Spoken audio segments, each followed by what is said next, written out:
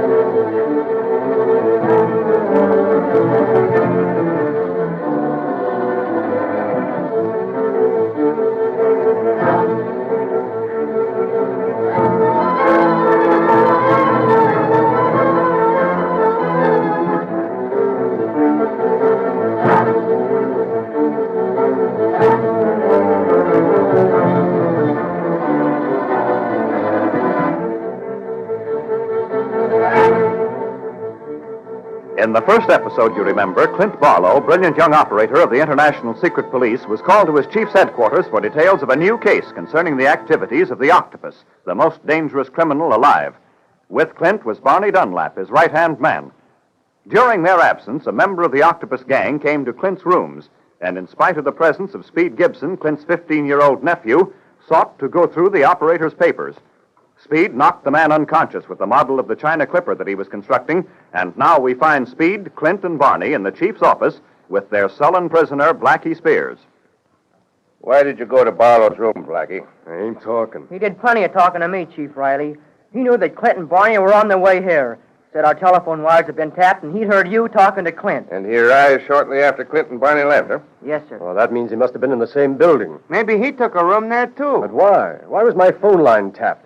And how did he know anything was in the wind? The Octopus has ways of knowing things, Clint, almost before anyone else knows about them. Blackie, it'll be a little easier on you if you'll tell us what you know. You're in the secret police. Supposing you find all that out for yourself. Let me smack him one, Chief. No, Barney. Keep your fist to yourself. We'll keep Blackie Spears with us for a while. Maybe he won't talk to us, but neither will he be able to talk to his gang or be able to get word to the Octopus as to what's happened. You can't keep me here. No, Can't we? You force an entrance into my rooms, admit to my nephew that you tapped my phone wires, then you go through my private papers. We can keep you here, all right. Yeah? Well, if it hadn't been for that kid slugging me with his aeroplane, you guys never would have touched me. I'll get you for that, Speed Gibson. You just try anything, and I'll sock you again. Threats to Speed aren't going to help you any, Blackie. Take him out, Barney. Tell Kelly to put him in solitary. Yes, sir. Come on, tough guy. You can't do this to me, I tell you. The gang will rub you out. Ah, save your breath. We don't spare Take you. it easy. Well, I guess that takes care of Blackie Spears, all right. Yeah, thanks to you, Speed. If you hadn't used your wits, he'd have gotten away or perhaps shot it out with Clint and Barney when they returned before he expected them. That's right, Chief Riley. And all because Barney forgot his hat. Well, he made me sore, going through Clint's papers like that. And the secret police books I've been studying say that you should never give a criminal an even break. Something to that effect, Speed. The idea is that the criminal never gives the detective a chance, so it's better to capture him first, disarm him, and then start talking. I sure smashed my China Clipper on his head. Didn't do his head any good either. Has a lump on it about the size of an egg. Speed, how would you like to fly in the real China Clipper? The real Clipper? Oh, gee, Chief. Honest? Now, wait, now, hold on there, Speed. Now, what do you mean, Chief? Well, you remember I said something over the phone about using Speed on this job, Clint? Mm-hmm. And I said no. Oh, Clint. Supposing you hear the whole story before making a decision, Clint. Our Far East operator sent word by code that the Octopus has reared his ugly head in China. Hong Kong, to be exact. What's his racket this time? Smuggling. Dope and natives. Running dope in and natives out. Doing it on a wholesale scale. His enormous and very effective organization makes his illegal business a lot safer than most legal businesses. And far more profitable. And the best way to combat the evil is at the source. China. Mm-hmm. You want Barney and me to break it wide open, huh? Yes. You're to take the next clipper ship. Leaves day after tomorrow. I've already reserved passage for you. You proceed to Hong Kong at once. Good. Doesn't give us much time, but I've done more and less. Lucky, though, you reserved the passages. Yes, for you, Barney, and Speed. Oh, boy! Now, listen, Chief. Now, Speed doesn't fit into this picture. I wouldn't think of taking him into that hotbed of He's danger. already in it, Clint. I said before that the octopus has ways of knowing things. Perhaps he already knows of Speed's part in Blackie's capture. Once you leave for China, no matter where you may send your nephew, his life will be in actual danger. Well, that's true. On the other hand, the octopus will never dream that he's traveling with you. In fact, he can have no knowledge that you're crossing on the China Clipper. And this is where your uncanny knowledge of makeup may bring you close to the octopus. Oh, you mean I should use a disguise? And... Well, you've never been yourself on any job you've undertaken. That's been one of your secrets of success. No criminal knows how the real Clint Barlow looks except Blackie Spears.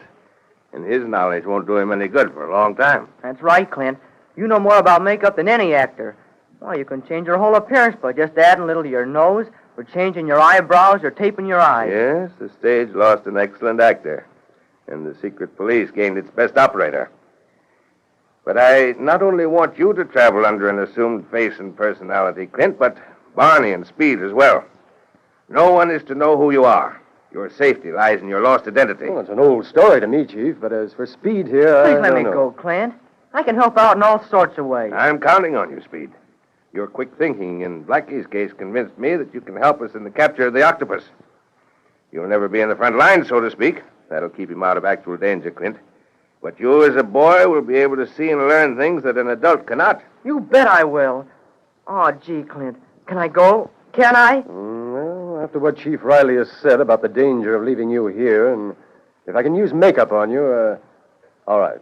Yes, you can go. I can't see anything else now. Wee! Oh, boy, what an adventure this is going to be. Not an adventure, Speed. But hard, dangerous work. The odds are tremendously against capturing the octopus. But you can't fail. And now, I have here full details as to the course I've laid out for you, Clint. Oh, but first I must swear Speed into the International Secret Police. Are you ready to take the oath, Speed? I'm ready, sir. Then listen carefully and see if you're still willing to join our force after hearing the oath. Yes, sir. Raise your right hand. Do you, Speed Gibson, as a member of the International Secret Police, promise to obey and protect law and order in your own country or wherever else your duties may carry you? Will you cooperate with the foreign police after you have fulfilled your mission? And will you, above all else, recognize the code of the secret police? Courage, honor, and silence, and not betray it in any manner whatsoever? I promise, sir. You've bitten off a large hunk there, fella. And I welcome our newest and youngest member. Thank you, Chief. What's going on here? Barney, I'm a member of the International Secret Police now, and I'm going with you to capture the octopus. Huh? That's right, Barney. After we get our orders from the chief, we're off. Off where? Alameda. After I change our appearance with makeup. Alameda? You mean? We're taking the China Clipper day after tomorrow.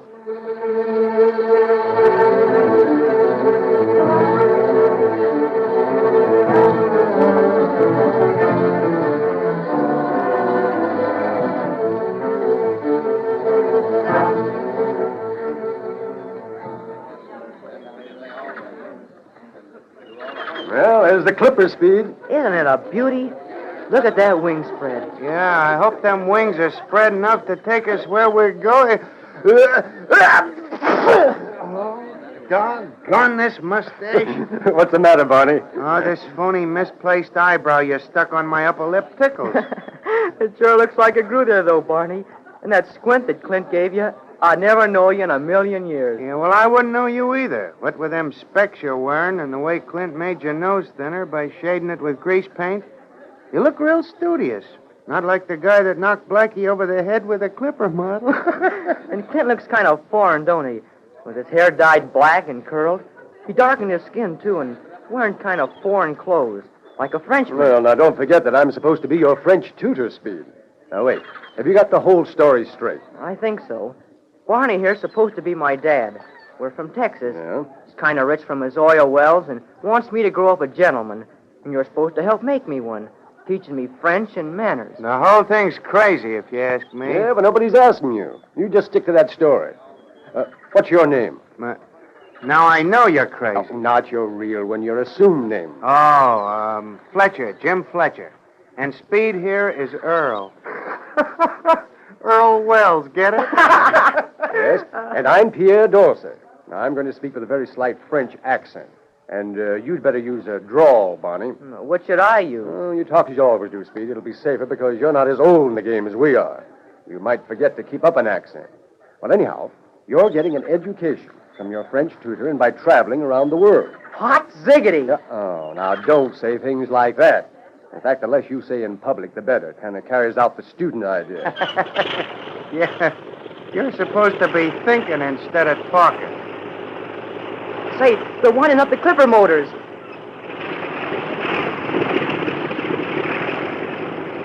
Yeah, won't be long now. Yeah, they're warming them up. Gee, I'm so excited, I don't know what to do. Just think, I'm really going to fly in the China Clipper. Wait a minute. What's wrong? That man in that blue serge suit standing right over there. Remember him, Barney?